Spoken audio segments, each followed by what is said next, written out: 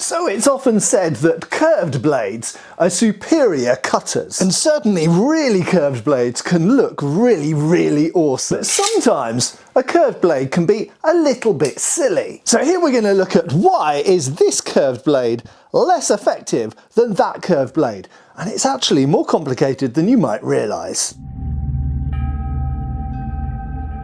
Hi folks, Matt Easton here, Schola Gladiatoria and Easton Antique Arms. Now I'm going to be handling a mixture of both antique and modern replica blades here, but the key factor between them is that they have all got curved blades, and we're not just looking at slightly curved blades, we're looking at really curved blades and how curved blades have to be curved to perform in the way that they're supposed to perform. But first of all, we need to explain why have a really curved blade. So the first thing that people always say is that curved blades cut more effectively than straight blades. Is this fundamentally true? Not exactly. Straight blades can bisect things just as well as curved blades, but curved blades do have some cutting advantages. These essentially come down to three factors. The first factor is that if you are hitting a target with a very curved blade like this, it means that the edge bevel is meeting the target at an oblique or slanted angle. That means that, say for example, we had a 40-degree edge bevel here. If that is angled at 45 degrees, that is diagonally, then it's as if the edge angle was only 20 degrees. It's like walking diagonally up a hill instead of straight up a hill. The second big advantage to this is if the entirety of the upper part of the blade here, we'll get to that in a second, is curved, then not only have you hit the target here, but as it passes into or through or past the target, the edge becomes even more angled and even more slanting as you go along, which means that the edge angle becomes effectively even smaller, number one, and number two, it means that the blade naturally draws across and out of the target, which of course is famously a huge advantage on horseback when you might be moving at speed and you're hitting the target in such a way while your horse is still moving on that the blade will draw through and out of the target instead of getting stuck on it. And of course this also increases the length of the wound. It might not increase the depth of the wound, and there's a big difference between a straight blade and a curved blade. A straight blade might go through the target or it might stop in the target, whereas a curved blade will cut into the target and draw in and out. So it creates, generally speaking, not always, but generally speaking, a longer channel, whereas the straight blade will very often create a deeper channel. And there's other big advantage, the third big advantage to curved blades, and that is to do with indexing. Quite simply, a bit like a weather vane, or even an axe or anything like that, where you have an asymmetry in the plane of, or rather the direction in which you are holding the object.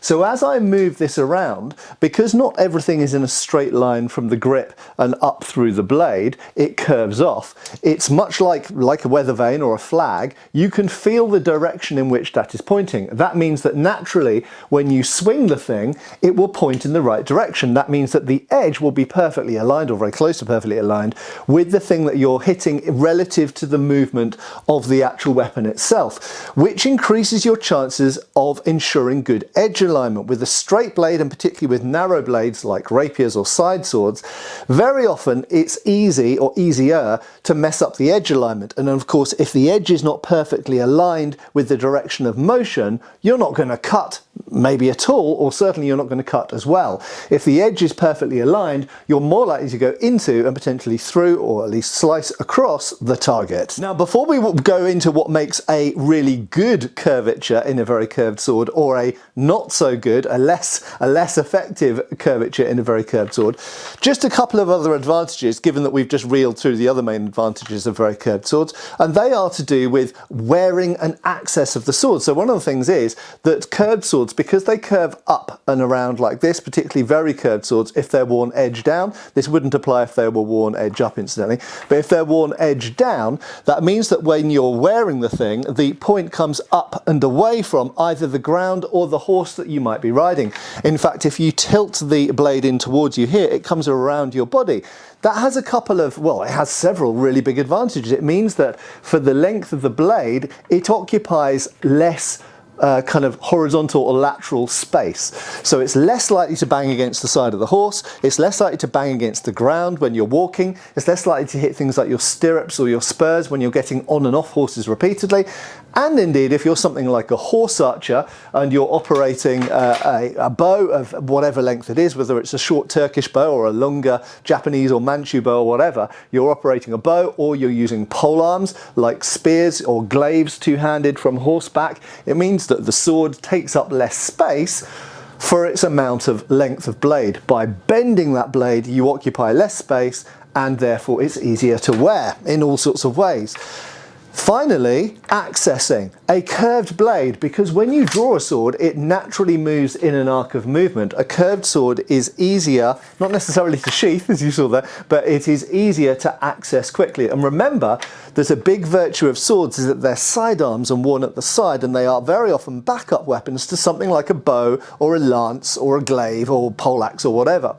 So if you're using that primary weapon, but in the moment in which your primary weapon, for example a bow, you come into close combat and someone attacks you with a hand weapon, well the bow can't defend you then, or indeed if you're using a lance, bam, and it goes into someone and gets stuck and you lose it out of your hand, in that moment you have to access the sword quickly. A curved sword comes out super quick because it follows the arc of movement of the arm. So at the beginning of the video I mentioned that some curved swords are rather silly and less effective than they could be if they'd been curved in a certain other way. And this is where we get into the nitty-gritty of what makes a good very curved sword or a not so good, or in some cases even bad, very curved sword. Now before we explain that, just to set some context, most of the swords that we describe as curved swords and that you'll see on this channel are only slightly curved. Most cavalry sabres are only slightly curved, like this Anglo-Indian cavalry sabre here, or indeed if I grab this Indian talwar here, most Indian talwars, despite the fact that everyone would think of them as a curved sword, are only really slightly curved, similar to a typical European cavalry sabre. And with the very slightly curved swords, and I would put katana and tachi and wakizashi into that category, or indeed most Chinese dao as well, with the only slightly curved swords, you only get a little bit of the advantage of the very curved swords, but also you only get a little bit of the disadvantage of the very curved swords as well. So what you're doing with a very slightly curved sword is a little bit of the advantage, a little bit of the disadvantage, and therefore also some of the advantages of straight swords. You can still relatively easily use the point because they're still relatively in line with the hand. So to put those aside, we're going to come back to the very curved swords. So what I'm holding here is a type of sword called a shamshir. Now this is commonly thought of as a Arabic or a Middle Eastern type of sword. In fact, the shamshir is actually particular to Persia and later to India. So we regard this as an Indo-Persian weapon. In fact, in the Arabic countries, they more often used what's called a saif, which is the Arabic word for sword, which tends to be a little bit more tulwar shaped, tends to be a little bit less curved than this. The very curved form of shamshir here, which comes from the word for a lion's tail, is actually associated with Persia, although as mentioned, it spread to India and it spread to the rest of the Ottoman Empire, and indeed the Arabic countries. It spread out to places like Egypt and Syria and so on and so forth. So this type of sword was very popular even in areas where they had other forms of sword like the saif or the kilich, for example. This sword was also very popular, and of course it was popular in Europe, used by high-ranking European officers, particularly after the Egyptian campaign during the Napoleonic Wars. So this form of sword, this is an Indian one incidentally, but it's very similar to the Persian original ones. So the curvature of the blade, so this is what we're particularly looking at. Now, a lot of people when they make replicas of these, or indeed Europeans in the 19th century who were making swords with very curved blades that thought that they were making a shamshir style blade, get something really important wrong. If you look at the curvature, it is not simply the edge of a circle. It's actually more complicated than that. The first half of the blade, if I isolate it there, is actually almost straight. So what we actually have, and it's a very similar idea with the Ottoman pala or kilich as well. So if we look at the grip here, it comes in a straight line along here and it comes in a straight line to my hand. So what you're achieving there is essentially reach. Okay, now reach with a sword is very important, because if you don't have extra reach with a sword, you may as well use a knife or a dagger. Okay, so one of the reasons that swords have long blades, yes, it's to do with leverage, but it's also very importantly to do with reach. So you are creating reach with that first part of the blade that's essentially in a straight line from the hilt or grip here. But after that, we then have the arc of a circle. So, rather than this being a full arc of a circle, it is instead part of an arc of a circle, about let's say a quarter or a fifth of a circle here, attached to an approximately straight first portion of the blade. Why do you do this? Well, again, it comes back to reach. It means that the portion of the blade that you're cutting with, which isn't down here, it's up here, the portion of the blade that you're cutting with, the section of the circle, the arc, is connected to your straight bit. So essentially it's a bit like an axe. This is the shaft of the axe, this is the blade of the axe. It means that the part of the blade that needs to be curved is curved, but the part of the blade that wants to give you the greatest reach is more or less or very close to being straight. I'll just put the antique down carefully for a second, and I'll pick up this replica, which has been very well done by LK Chen, which does exactly that same thing. That's how you tell that this is a good replica of a shamshir, because the first portion of the blade, exactly like that antique I just showed, is almost straight in line with the grip. So we achieve the reach of the sword with the first part, and very much this is important on horseback, of course, because it's harder to reach things on horseback because they're further away. And then we have the section of the circle. This one's not quite as curved as the antique I showed, but the section of the circle is the end bit here. So in other words, when we're on horseback or on foot, when we're cutting out, we achieve the reach with the first, let's say, 18 inches of the blade, and then the second approximately 10 to 12 inches of the blade is curved, and that's the part that's meeting the target, cutting it, drawing through, drawing past. If you don't have those two things, if you have the curvature too soon, you rob yourself of reach. Now, I mentioned bad replicas.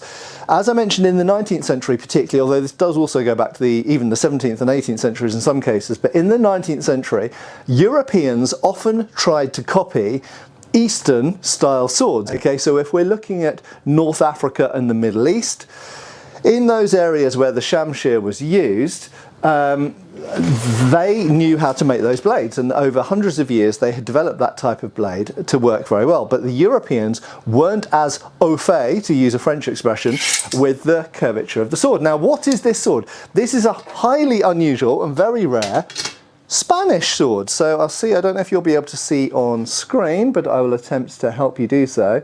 You can see there that this was made in Toledo. And so this is a Toledo-made, very curved sword. This was made in 1878 at the Royal Artillery Factory, in fact. And this is one of a pair of swords. I'll show you, it's got the arms of Castile and Leon there. So it's got the Spanish coat of arms, and it's got really nice etched and formerly gilded. You can see some gilding remaining in the recesses there. So this is a really cool sword, probably a presentation sword. In fact, I have a pair of them that came together. They have been sharpened, service sharpened.